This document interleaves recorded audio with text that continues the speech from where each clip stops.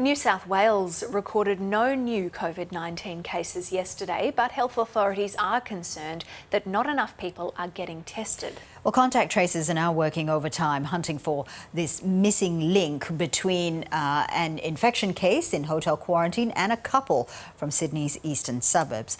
Let's now speak to Professor Mary Louise McLaws, who is an epidemiologist, and she's also an advisor to the WHO. Mary Louise, it's always great having you on Weekend Breakfast. At this time, I wonder if you're surprised that there aren't as many cases in New South Wales, given the many locations that this particular high viral load infection case had visited, many places. Good morning, Fauzi and Joanna. I think that this goes to show how fortunate we are, and that some people, even with a high viral load, don't necessarily spread it as effectively as some others. And it's all about how close we are, how long we are with people, how many indoor settings we're close to. So we are very, very fortunate here, but doesn't mean that we won't maybe see another couple of cases at least come in the next 7 to 14 days. Reports coming out today says that New South Wales Health's weekly COVID-19 report had showed that 6 people who had tested positive for the virus in hotel quarantines in the last 3 weeks had been previously fully vaccinated overseas. What does this tell us about the vaccine, and particularly about this vaccine passport that the government is talking about? Well, it'll be very interesting, Fauzi, to be able to get the mutation or the mutant strain that these travellers have tested positive for. They will have had the sequencing because we are hearing reports at WHO that there are some vaccine breakthroughs, and often we are seeing this in countries where they have circulating mutant viruses. So let's hope that it's that. And it's not just the normal wild strain that they're having these breakthroughs. But there is some good news potentially coming that a group out of Oxford may be I think publishing in the next couple of days about the effectiveness of mixing and matching different vaccines to be able to give that boost that might actually cover that sort of a sad breakthrough for some people, particularly coming from high endemic countries.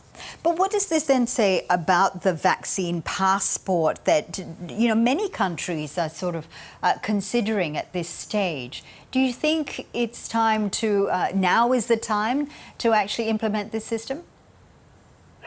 The vaccine passport has always been problematic, Fauzi, because we know that there's a proportion of people who will never develop an immune response with vaccines, be they AstraZeneca, Pfizer, Novavax, Moderna, etc. And so just because you've got a stamp in, as in a vaccine stamp in your passport that says that you've been protected, we really do need to test people on arrival with a rapid antigen test that takes 15 minutes to make sure that they're not actually bringing in infection with them. There's also rapid antibody testing that is hitting the market to be able to identify whether or not after having the vaccine you've elicited an immune response and shouldn't have a breakthrough infection. So really we need to test on arrival on day 0 before they leave the airport, so we know what we're dealing with, and so we're not double handling passengers from a non-positive supposedly hotel, then moving them to a Medi hotel and placing staff at risk of potentially acquiring an infection, and of course other travellers. Mary Louise, I want to go on to this other topic that's made headlines, and it's been quite controversial, the suspension of flights to and from India. And the government now says that they will try to double the repatriation flights, 3 flights into Howard Springs, 3 others into Sydney, Brisbane and Melbourne, in order to get Australian citizens out of India back into Australia. And this will happen after May 15th. The reason the suspension happened in the first place was the reason that was given by the government was so that the hotel quarantine system in Australia would not be overwhelmed. But wouldn't doubling a repatriation numbers, wouldn't that just overwhelm the system?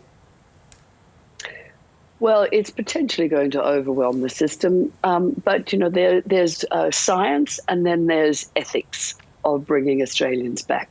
So what we need to do is test all the travellers coming back from high infection countries like India, so we know who we're dealing with. If they're positive, they still need to come home because they have a greater likelihood of getting better and not dying in Australia.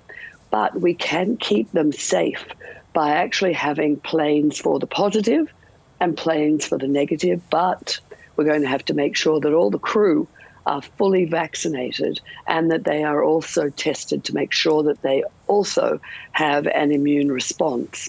So that's one way of reducing risk, by not double handling them, knowing where they have to go into the Howard Springs, into an area for the cohorted area for the positives. But they're going to have to be very, very careful. But we've had a year to get this right. And this pandemic isn't going away anytime soon. And we will have, sadly, other pandemics in our lifetime. So we're going to have to get this right now and use much more science to ensure that we keep everybody safe and, of course, bring home residents and Australian citizens when they need to come home.